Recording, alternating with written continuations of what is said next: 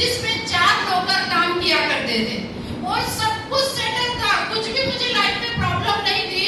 मेरे घर की दाल रोटी एकदम व्यवस्थित तरीके से चल रही थी, मुझे कोई भी टेंशन नहीं थी। हस्बैंड जाते थे दिन भर तो होटल संभालते थे, शाम को पैसा लाते थे, पूरा हिसाब मेरे हाथ में हुआ करते थे।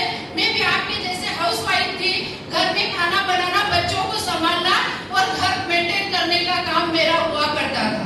मैं बहुत गरीब परिवार की लेडी हूँ, बहुत गरीब परिवार में जन्म हुआ है और मैं ससुराल आने के बाद थोड़ी सी खुश हुई कि चलो कम से कम ससुराल में कुछ सपने पूरे होंगे। मेरे हस्बैंड मुझे बोलते थे कि तुमने जितनी भी गरीबी देखी, जितनी भी परेशानियां उठाई है, अब मैं तुमको कभी परेशान नहीं होने दूंगा, हमेशा मेरे से वो बोलते थे। लेकिन हम सोचते हैं ना, हम जैसा सोचते वैसा कुछ होता नहीं। तो अभी जैसे मेरे घर की होटल थी, सब कुछ सेटल था, कोई टेंशन नहीं थी।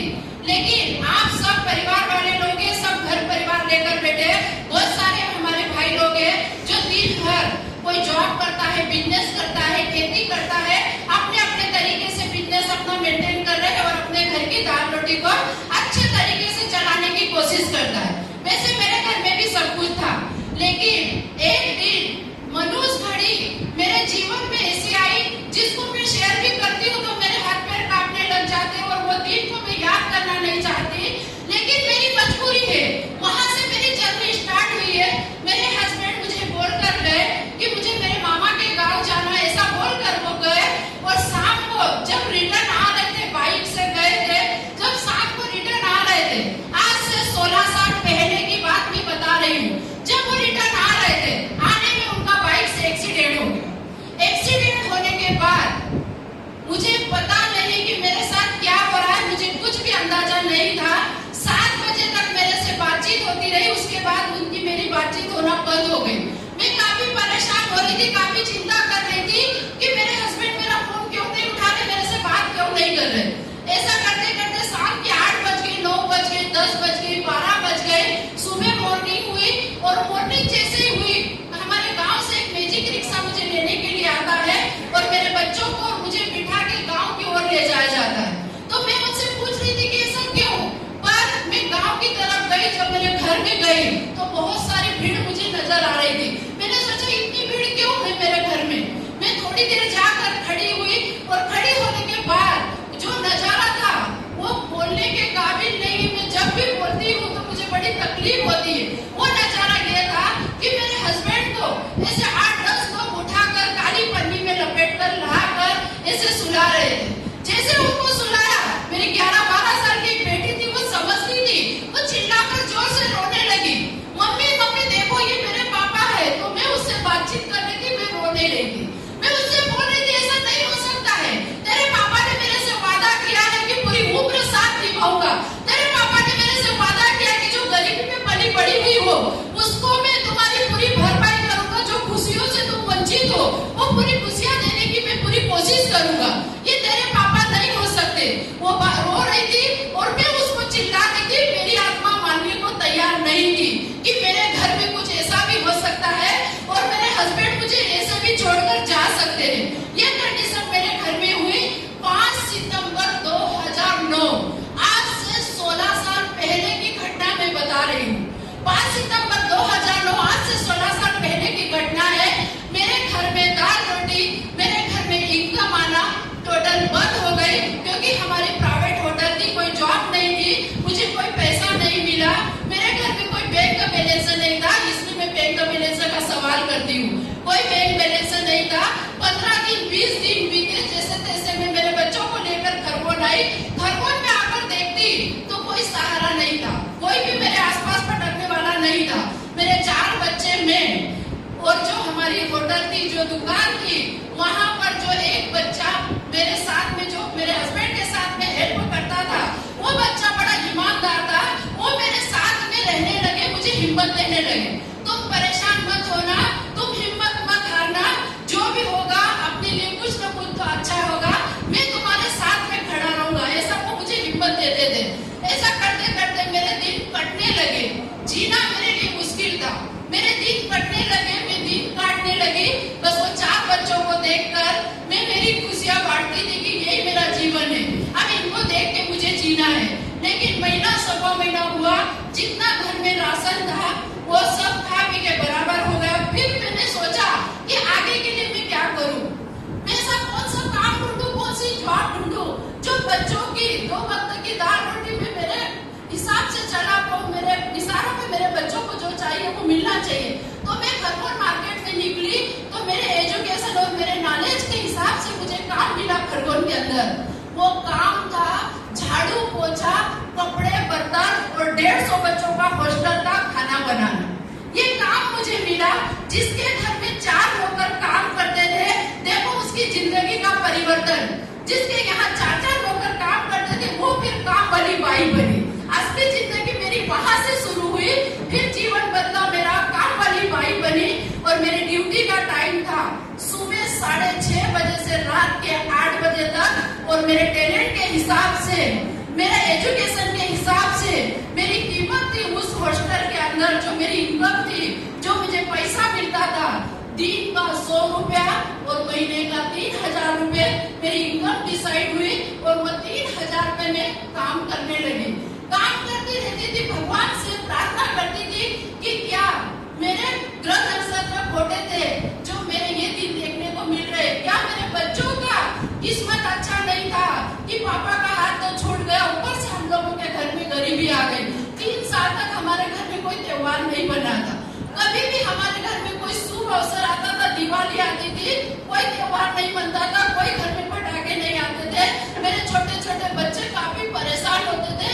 जब लोगों के बच्चों को वो देखते थे तो वो मेरे से सवाल करते थे, मम्मी हम लोगों की लाइफ ऐसी क्यों है, मम्मी हम लोग इतने परेशान क्यों है, हमारे घर में इतनी गरीबी क्यों है।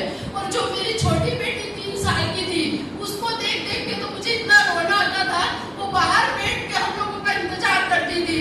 पता नहीं पापा भी हमको छोड़ के चले गए और मम्मी भी हमको छोड़ के चली जाती है। जब मैं घर से निकलती थी, जब मेरी बेटी 3 साल की थी, सोई रहती थी, जब मैं वापस आती थी, जब भी वो सो जाती थी, जब वो सोई रहती थी, मेरी बड़ी बेटी से मैं बातचीत करती थी कि बेटा बच्चे मुझे याद करते हैं, तो वो मुझे रो रो कर कहानी सुनाती थी।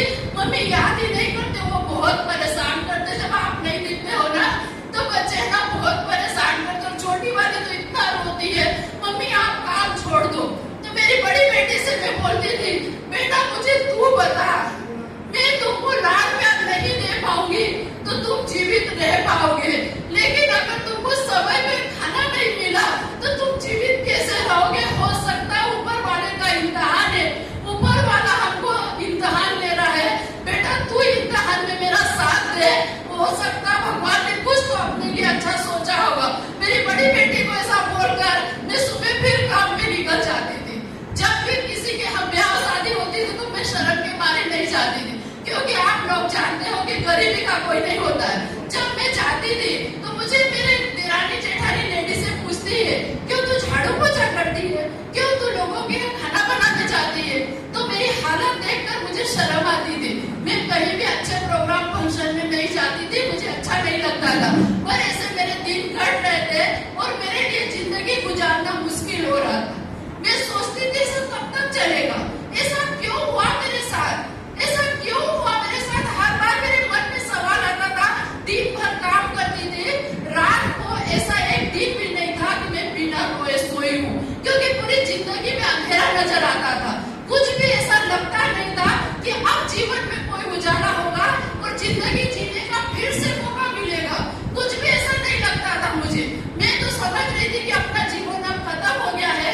और मुझे मेरे अड़ोस पड़ोस की दादी और ज्ञान देती थी कि बेटा तेरी जिंदगी खत्म हो चुकी है, अब तुझे बच्चों के लिए जीना है, बस बच्चों को बड़ा कर दे, उनके ब्याह शादी कर दे, तेरी जिंदगी खत्म हो गई। तो मैं बोलती थी कि मैं कैसे करूँगी 3000 में, इनकी परवरिश कैसे करूँगी, इनका पढ़ाई लिखाई कैसे करवाऊंगी, इनके सपने कैसे पूरे करूँगी, 3000 में होता क्या है।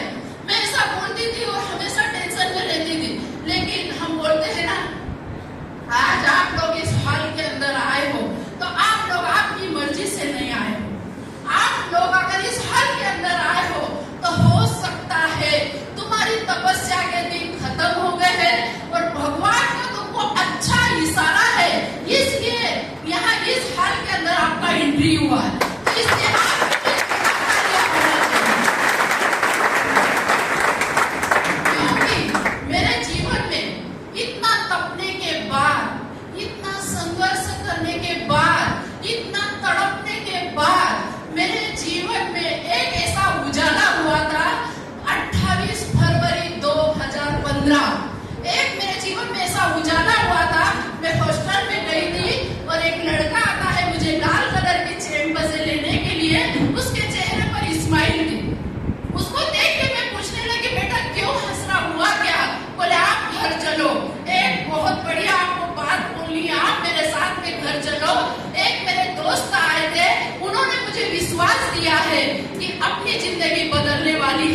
तो मैं उसकी तरफ देख के हंसने लगी, कौन सा दोस्त तेरी जिंदगी बना रहा है? तो वो मुझे बोलने लगी कि नहीं घर चलो। घर आई, उन्होंने मुझे पूरे विस्तार से बताया कि एक मेरा दोस्त है, उन्होंने कहा कि एग्रीकल्चर के 2 प्रोडक्ट है, अगर भाई तूने सही प्रमोशन कर दिया तो ये होटल के बाहर एक दिन तेरी भी गाड़ी होगी और मेरी भी गाड़ी होगी, मेरे दोस्त ने ऐसा बोला। तो मैंने उसको कहा कि बेटा तू है ना बहुत भोला है, तुझे कुछ भी कोई भी बेवकूफ बना देता है। 2 प्रोडक्ट खरीदने से गाड़ियां कभी आई है क्या खरगोन मार्केट में? तो उन्होंने कहा कि नहीं, मेरा जो दोस्त है उनके ऊपर मुझे बहुत विश्वास है, ऐसा मुझे वो कहने लगे। और कहने के बाद वो मुझे शिरपुर लेकर आए थे। 60 से 70 लोगों का प्रोग्राम था। हमारे भास्कर माली सर डीटीसी बने थे, उस प्रोग्राम में हम लोग आए थे। और नितिन शिंपी सर, दोनों का डीटीसी प्रोग्राम था शिरपुर के अंदर। वो बेटा मुझे बिठा कर लाया कि आप मेरे साथ में चलो, मैं जो काम करने की शुरुआत करूंगा आप देखना और मुझे डिसीजन देना कि मैं कर सकता या नहीं कर सकता। मैंने बोला बेटा मेरे तो 100 रुपए एक दिन की कम हो जाएगी मेरी तनख्वाह में। बोले ठीक है ना, तुम मेरे साथ में चलो। तो आप बहुत किस्मत वाले हो कि आपने इस प्रोग्राम को पूरे सिस्टम के साथ में देखा, पूरे मैनेजमेंट के साथ में देखा, सारे लीडर से कि आपको शेयरिंग मिलने वाली है। और आखिरी में हमारे जो ग्रेड गुरु आने वाले हैं उनके बारे में मैं क्या बोलूं। तो ऐसा करके मुझे लेकर आए, मैंने प्रोग्राम देखा, वहां पर ज्योति पाटिल मैडम का भी सम्मान था। और ज्योति पाटिल मैडम को मैंने ऐसे प्लेजर में देखा तो मैंने सोचा कि अगर ये लेडीज कर सकती है तो मैं भी इनके जैसी हूँ, क्या मैं भी कर सकती हूँ? तो जो बेटा मुझे साथ में लेकर आया था तो वो मुझे कहने लगा कि आपकी इच्छा हो तो आप भी कर सकते हो। मैंने बोला ये काम होगा कैसे? तो वो मुझे समझाने लगे, इसमें हेल्थ के प्रोडक्ट है, इसमें आयुर्वेदिक प्रोडक्ट है, इसमें खेती के प्रोडक्ट है। तो फिर मैंने बोला नहीं बेटा, मैं तो अनपढ़ हूँ, मेरे से नहीं होगा, मैं नहीं कर सकती। और वो बेटे ने मेरे से जीत की कि मैं तुम्हारे साथ में रहूंगा, आप ये बिजनेस को स्टार्ट करो।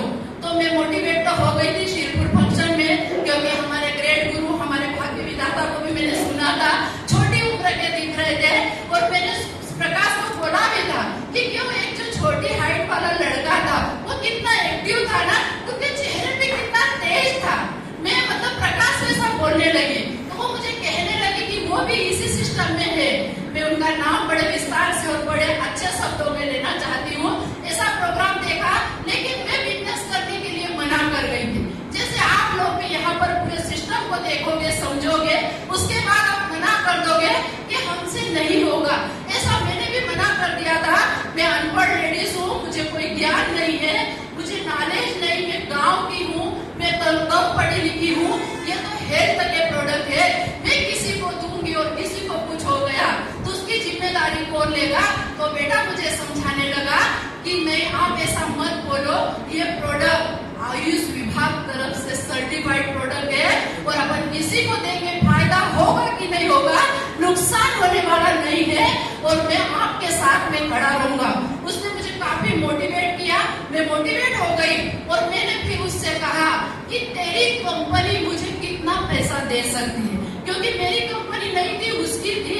मैंने बोला तेरी कंपनी मुझे कितना पैसा दे सकती है? उसने मेरे से पूछा आपको कितना चाहिए? मैंने बोला मुझे 12 घंटे के 3000 रुपए मिलते हैं।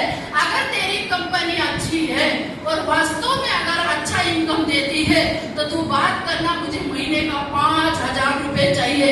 अगर वो मिलता है तो मैं हॉस्टल छोड़ने के लिए तैयार हूँ, तेरे साथ काम करने के लिए तैयार हूँ। वो भी बड़ा वादे का पक्का था, उसने हाँ बोल दिया और मेरा फॉर्म साइन कर दिया। और फिर बोला कि अपने को इसमें परचेसिंग करना पड़ेगी।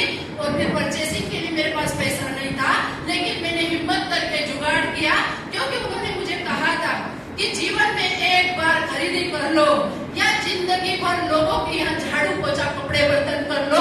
आपके पास में 2 ऑप्शन है, आप जैसा जो बोलोगे मैं करने के लिए तैयार हूँ। मैंने भी सोचा कि सच बोल रहा बेटा, क्योंकि झाड़ू पोछा कपड़े बर्तन भी लोग जब तक कराएंगे जब तक मेरे शरीर में जान है। और उसके बाद मैं जब बूढ़ी हो जाऊंगी, मेरा शरीर काम करना बंद कर देगा, तो झाड़ू पोछे वाला भी बोल देगा भाई आप मत आना। वहाँ कोई मैडम नहीं बोला जाता था, काम वाली बाई थी स्टाफ मुझे बाई बोल के बुलाता था। तो मैंने सोचा कि एक बार खरीदी करने में फायदा है। मैंने खरीदी की, 3 आईडी से बिजनेस का स्टार्टअप किया और प्रोडक्ट घर में लिए, कुछ प्रोडक्ट घर में यूज किए, कुछ मेरे मिलनसार मेरी भाभीयों को महिला ग्रुप के लोन में बैठती थी, महिलाओं को छोटे छोटे प्रोडक्ट देना चालू किया। जैसे प्रोडक्ट के रिजल्ट आने लगे, लोगों का हौसला बढ़ने लगा, महिलाएं बोलने लगी, रिपीट डिमांड आने लगी, तो मैं धीरे धीरे इसमें एक्टिव होने लगी और मैंने काम की शुरुआत कर दी। और मुझे इस बिजनेस में लाने वाले, एमआई लाइफस्टाइल बिजनेस में मुझे लाने वाले मेरे भगवान, उनको मैं मेरे ग्रेट गुरु बोलती हूँ। उम्र में मेरे से छोटे हैं, है ना, रिश्ते के ओहदे में भी मेरे से छोटे हैं, लेकिन बिजनेस में लाने वाले मेरे भगवान, मेरे ग्रेट गुरु। और आपकी जानकारी के लिए एक छोटे मुझसे बड़ी बात बोलूंगी कि एमआई लाइफस्टाइल बिजनेस की ब्यूटी देखो। मार्केट में भाई भाई को बिजनेस पार्टनर देखा है, बहन बहन को बिजनेस पार्टनर देखा है, देरानी जेठानी को बिजनेस पार्टनर देखा है, लेकिन एमआई लाइफस्टाइल बिजनेस ऐसा बिजनेस है जिन्होंने सासू और जमाई को बिजनेस पार्टनर बना दिया है। सासू और जमाई, तो जमाई का नाम लेने जा रही हूँ, जिन्होंने निमाड़ में शुरुआत की थी और खरगोन में पहला फॉर्म साइन किया था, जिनको निमाड़ किंग के नाम से जाना जाता है, प्रकाश जी पाटिल सर।